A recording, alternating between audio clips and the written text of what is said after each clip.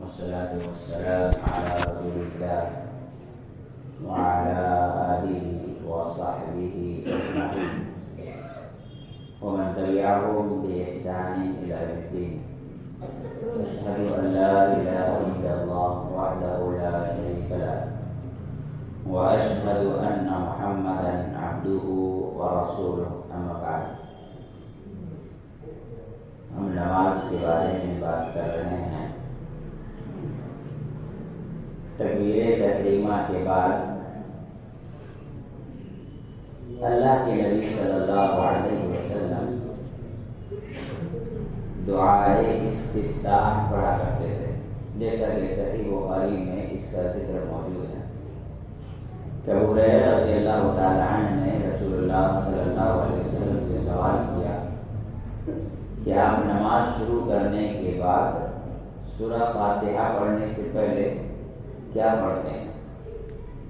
تو اللہ کے رسول صلی اللہ علیہ وسلم نے انہیں اللہم باعد بینی وبین خطایائی کما باعدت بین المشرق والمغرب اللہم نقنی من الخطایا کما ينقى الثوب الابيض من الدنس اللہم اغسل خطایاي بالماء والثلج والبرد. یہ دعا بتلائی، الگ الگ الفاظ کے ساتھ یہ دعا موجود ہے. بہت سارے لوگ دعائے ثنا پڑھتے ہیں. ایک ہے دعائے ثنا مختصر سی، کئی بار یاد کیا لیکن پڑھنے کی عادت نہیں ہونے کی وجہ سے بھول گیا. یہ اللہم باعد بینی ہی پڑھتے ہیں ہمیشہ سے. تو دعائے ثنا ہو یا دعائے استفتاح ہو، پہلے اس کے بارے میں ایک بنیادی بات، اس کے بعد اس کا مطلب بتائیں گے انشاءاللہ. نماز آپ نے امام کے ساتھ شروع کی ہے تو ظاہر سی بات ہے آپ کے پاس اتنا تو وقت ہوگا کہ آپ دعائے ثنا یا دعائے استفتاح پڑھ کے سورہ فاتحہ پڑھ سکتے ہیں.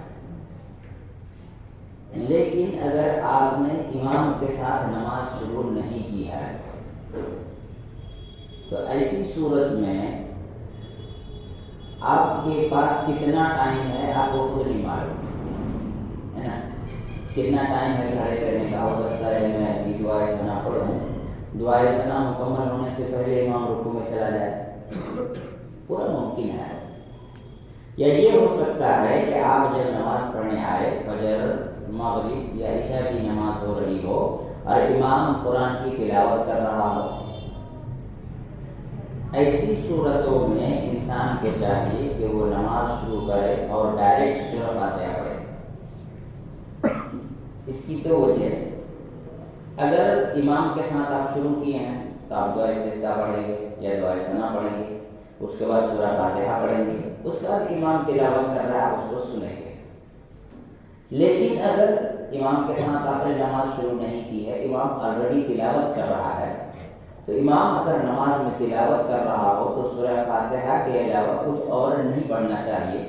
تو آپ نماز شروع کریں گے، ڈائریکٹ سورہ فاتحہ کی تلاوت کریں گے. ظہر عصر کی نماز ہے یا مغرب کی آخری رکعت یا عشاء کے آخر کے 2 رکعت میں سے کوئی رکعت ہے اور آپ نے دیکھا کہ امام نماز میں ابھی کھڑا ہوا، آپ سورہ فاتحہ پڑھیں گے. اگر دعائے ثنا یا افتتاح پڑھتے رہے اور امام رکوع میں چلا گیا تو آپ کی جو سورہ فاتحہ پڑھنے کا ٹائم ہی نہیں ملا. اور آپ امام رکوع میں کھڑے ہو گئے سورہ فاتحہ تو پڑھ نہیں سکتے، آپ بھی رکوع میں جائیں گے، آپ کی وہ رکعت کیا ہوگی؟ کاؤنٹ نہیں ہوگی، گنا نہیں جائے گا. اس لیے اس بات کو یاد رکھیں، اگر امام کے ساتھ آپ نے نماز شروع کی ہے تو دعائے استفتاح پڑھیے یا ثنا پڑھیے، اس کے بعد سورہ فاتحہ پڑھیے.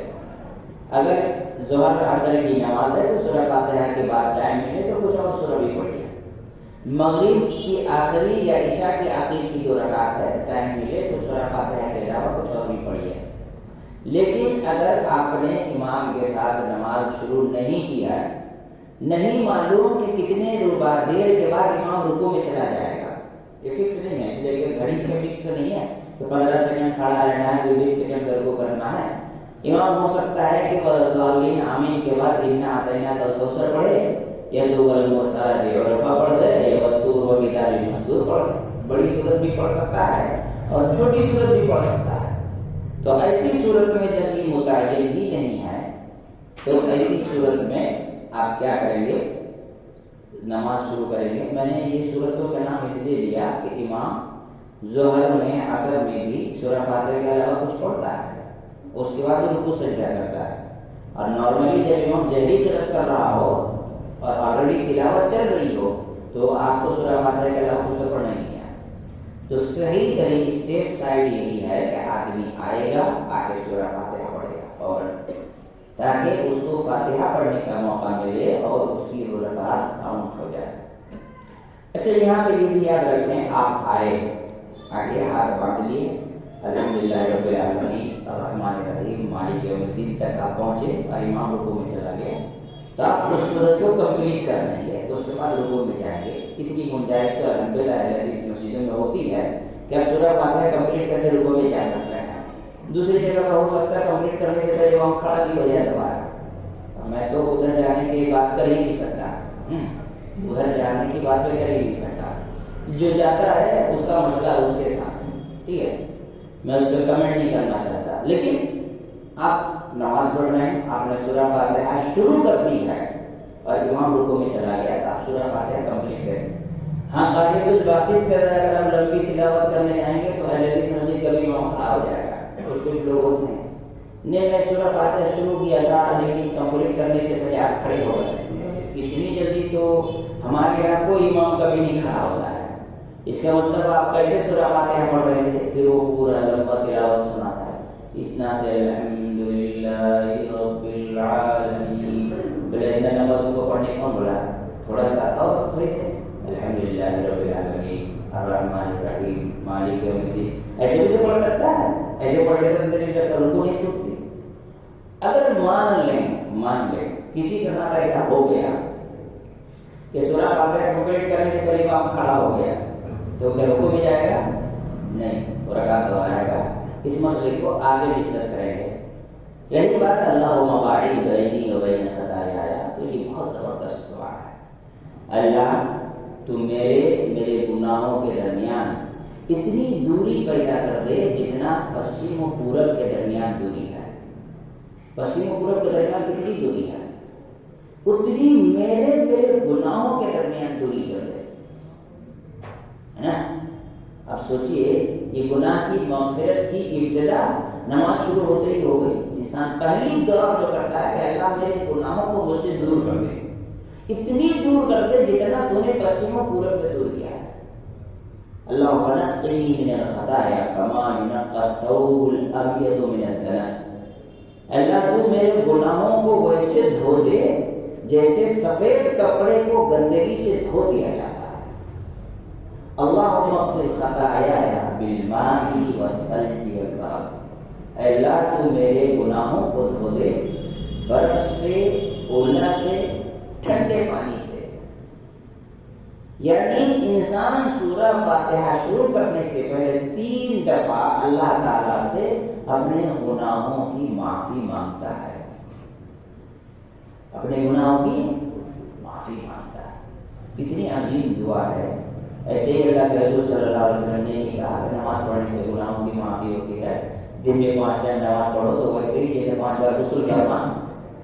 اللہ کے رسول صلی اللہ علیہ وسلم کی سنن ترمذی کی حدیث ہے. تو بتانے کا مطلب یہ ہے کہ اس دعا کی بڑی ہی گہرائی ہے. اس دعا میں بہت معنی خیز ہے. اس دعا کو یاد کرنا چاہیے اور اس دعا کو پانے کے لیے امام کے ساتھ نماز شروع کرنی چاہیے تاکہ یہ دعا پڑھنے کا موقع ملے. اصل میں بات یہ ہے کہ گناہوں کو ٹھنڈے پانی سے، برف سے دھونے کا کیا مطلب ہے؟ جبکہ ہم سب جانتے ہیں کپڑوں کو گرم پانی سے دھویا جاتا ہے. چونکہ گناہ شیطان کی وجہ سے ہے، شیطان آگ سے ہے، اس لیے یہاں پر اس جملے کا استعمال کیا گیا ٹھنڈے پانی اور برف کا. یہاں بالمجموع مطلب یہ ہے کہ انسان نماز شروع کرتے ہی فوراً اللہ تعالیٰ سے 3 مرتبہ اپنے گناہوں سے اللہ رب العالمین کی مغفرت چاہتا ہے، اپنے گناہوں کو معاف کروانا چاہتا ہے، دھونا چاہتا ہے. سوچ یہ ہے کہ ابھی تو میں ظہر میں پڑھ کے گیا تھا پھر اثر میں پڑھ رہا ہوں تو بیچ میں جو میں نے بہترین اعمال کیے ہیں اس کی بھی سوچ ہونی چاہیے. کیا کہا گیا؟ الصلاۃ تنہی ان الصلاۃ تنہی عن الفحشاء والمنکر. گناہوں سے نماز کیسے روکتی ہے؟ جب انسان اللہ سے معافی مانگ کر کے نماز میں گیا باہر جا کے گناہ کرنے کا سوچے گا کہ سوچے گا ابھی 1-1.5 گھنٹے میں پھر اللہ کے سامنے جاؤں گا پھر معافی مانگوں گا تو اسے شرم آئے گی, اس کو حیا آئے گی گناہ کرتے ہوئے. ابھی تو معافی مانگا پھر معافی مانگوں گا اور بیچ میں پھر یہ گناہ کر کے جا رہا ہوں تو انسان روکے گا. حیا اور شرم اللہ سے بھی ہونی چاہیے, بلکہ سب سے زیادہ اللہ اس بات کا حق رکھتا ہے کہ اللہ تعالیٰ سے حیا اور شرم کی جائے. اور حیا شرم کا تقاضا یہ ہے کہ ابھی ظہر میں معافی مانگا پھر اثر میں بات نہیں ہے کہ بیچ میں گناہ کیوں کروں, ہے نا. تو اس لیے انسان کو چاہیے کہ اپنے عبادتوں کو سمجھے, دعاؤں کے مطلب کو سمجھے اور اسی طرح عبادت کرے. اللہ تعالیٰ تمام کو